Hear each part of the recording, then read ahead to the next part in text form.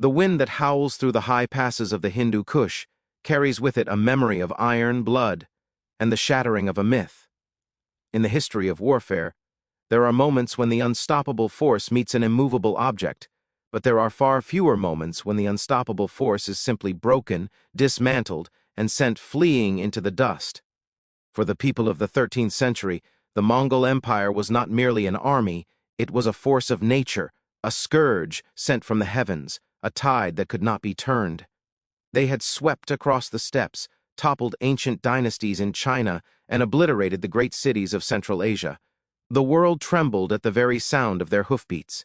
To fight them was to die. To surrender was often to die just the same. The psychological weight of their invincibility was their greatest weapon, a shadow that paralyzed kings and emperors before a single arrow was loosed. But in the year 1221, in a rocky, unforgiving valley north of Kabul, that shadow was pierced by the light of a single, stunning victory. It is a story that is often overshadowed by the larger narrative of Mongol conquest, yet it remains one of the most critical junctures in the history of Central Asia. This is the story of the day the earth drank the blood of the Golden Horde, the day a prince with nothing left to lose stood his ground against the apocalypse, and the day the world learned that the Mongol war machine could bleed. To understand the magnitude of what transpired at Parwan, we must first descend into the chaos of a crumbling empire and the mind of the man who refused to let it die. The Khwarezmian Empire was vast, stretching across modern-day Iran, Uzbekistan, Turkmenistan, and Afghanistan. It was a beacon of Islamic culture, trade, and military might. Yet, it was built on a foundation of sand, held together by the tenuous authority of Sultan Muhammad II. When the Mongols first arrived on the horizon, they did not come as conquerors, but as traders. It was a diplomatic mission, a caravan sent by Genghis Khan to establish commercial ties. The catastrophic decision by a Khwarezmian governor to massacre this caravan and seize its goods was perhaps the greatest geopolitical blunder in human history. It unleashed a fury that would reshape the Eurasian continent. Genghis Khan's retaliation was total. The Mongol invasion was a systematic dismantling of the Khwarezmian state. City after city fell: Bukhara, Samarkand, Balkh. The Sultan, overwhelmed by the speed and ferocity of the enemy, fled for his life, dying in misery on an island in the Caspian Sea. The empire was effectively decapitated. The armies were scattered, the people were terrified, and the administration had collapsed. Into this vacuum stepped the Sultan's son, Jalal al-Din Mingburnu. Unlike his father, Jalal al-Din was not a man to flee. He was a warrior of the old breed, charismatic, tactically brilliant, and possessed of a ferocious will. He understood that the Mongols were not demons, but men, and men could be killed. Retreating south into the mountainous terrain of Afghanistan, Jalal al-Din began to rally the remnants of the empire. It was a Herculean task. He had to bridge tribal divides, soothe bruised egos, and convince terrified soldiers that victory was possible. He gathered a coalition of disparate forces: Turkic cavalry, Afghan tribesmen, and the shattered remains of the Khwarezmian Imperial Guard. They converged at Ghazni, and from there they moved north to the valley of Parwan. This was a calculated move. Jalal al-Din knew that to defeat the Mongols, he had to choose the battlefield. He needed ground that would neutralize the Mongols' greatest advantages: their mobility and their horse archers. The Mongol forces in the region were under the command of Shigi Kutuk. This commander occupies a unique place in Mongol history. He was an adopted brother of Genghis Khan, raised in the Khan's own household. He was an administrator, a supreme judge, and a man of high status, but he was not a military genius in the vein of Subutai or Xibi. He was accustomed to the Mongol style of warfare, which relied on fluidity, speed, and the open steppe. He was arrogant, buoyed by a lifetime of victories, and the belief that the Khwarezmian resistance was nothing more than a nuisance to be swatted away. Leading an army of approximately 30,000 cavalry, Shigi Kutuk rode toward Parwan expecting a rout. He expected the enemy to break at the first sight of his banners. He was wrong. The geography of Parwan was the first ally of the resistance. It is a region of narrow valleys, steep cliffs, and rocky riverbeds. It is terrain that punishes horses. The Mongol way of war was predicated on the feigned retreat, the encircling maneuver, and the ability to rain arrows from a distance while constantly moving. In the tight confines of the Parwan Valley, there was no room to flank. There was no room to circle. There was only the brutal reality of a frontal collision. As the two armies sighted one another, the contrast could not have been starker. On one side, the disciplined, uniform ranks of the Mongols, silent and terrifying. On the other, the motley coalition of Jalal al-Din, a desperate alliance of men fighting for their homes, their religion, and their survival. But Jalal al-Din had prepared them well. He ordered his men to dismount. This was a radical tactical shift. By turning his cavalry into heavy infantry and archers, he anchored his line. He placed his archers on the high ground, utilizing the slopes to increase their range and protect them from cavalry charges. The battle opened with the customary exchange of arrows, a deadly hail that darkened the sky. But here, the Mongols found themselves at a disadvantage. Firing from horseback requires a stable platform, but the rocky ground made the horses stumble. The Khwarezmian archers, planted firmly on the earth and firing from elevated positions, poured a devastating fire into the Mongol ranks. The Mongol composite bows, usually the arbiters of death, were less effective against the heavy armor of the Khwarezmian elite troops who held the center. Shigi Kutuk, frustrated by the lack of progress, ordered a charge. The Mongol heavy lancers slammed into the Khwarezmian line, but the line held. Jalal al-Din rode among his men, shouting encouragement, a visible symbol of defiance. The fighting descended into a brutal, grinding melee. This was not the war of movement the Mongols excelled at. This was a street fight in a canyon. The Mongols, unable to maneuver, were packed tight, making them easy targets for the archers on the ridges. For the first time in a generation, Mongol soldiers looked into the eyes of their enemies and saw not fear, but a mirror of their own ferocity. As the sun began to set on the first day, the valley floor was carpeted with the dead. The Mongols had taken heavy casualties, far more than they were accustomed to. They pulled back to their camp, battered and confused. The invincibility was cracking. In the Khwarezmian camp, there was a tentative hope. They had held, they had bled the beast. But Jalal al-Din knew the battle was far from over. He knew the Mongols were masters of deception, and he warned his commanders to remain vigilant. During the night, Shigi Kutuk devised a plan. It was a classic Mongol ruse born of necessity and cunning. He ordered his men to fashion dummies out of felt and straw. They placed these dummies on their spare horses. Every Mongol trooper typically rode with 3 or 4 mounts. In the dim light of dawn, the effect was terrifyingly convincing. As the sun rose over the jagged peaks of the Hindu Kush, the Khwarezmian sentries looked out and saw an army that appeared to have doubled in size overnight. Panic rippled through the coalition ranks. The whispers started immediately. The Khan himself must have arrived. Fresh tumens had reinforced the enemy. Resistance was futile. Men began to look for their horses, eyeing the mountain passes behind them. The coalition, so fragile to begin with, threatened to dissolve into a chaotic rout before a single sword was swung. This was the moment that defined Jalal al-Din.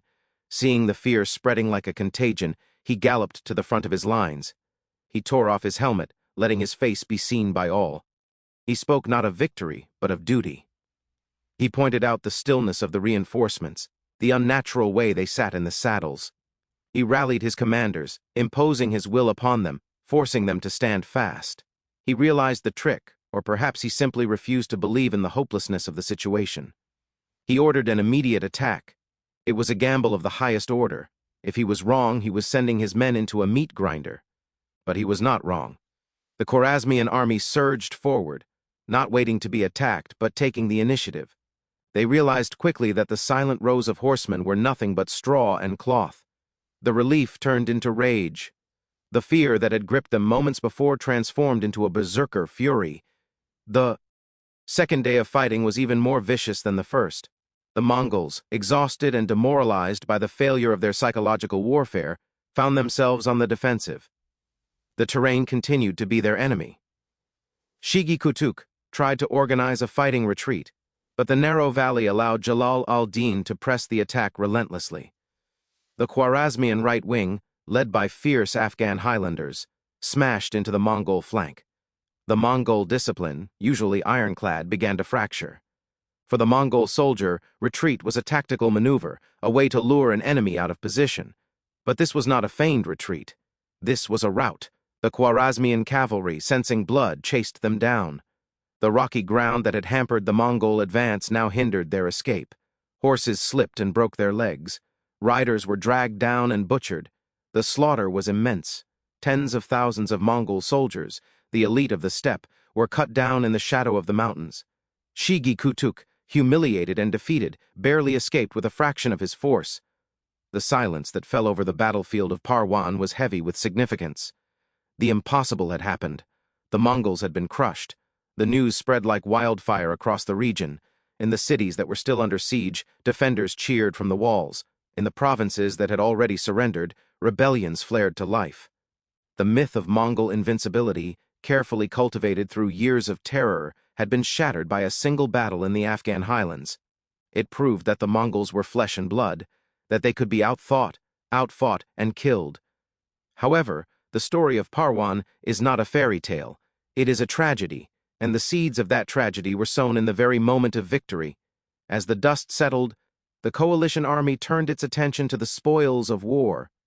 The Mongol camp was rich with loot: gold, silk, weapons, and thousands of horses.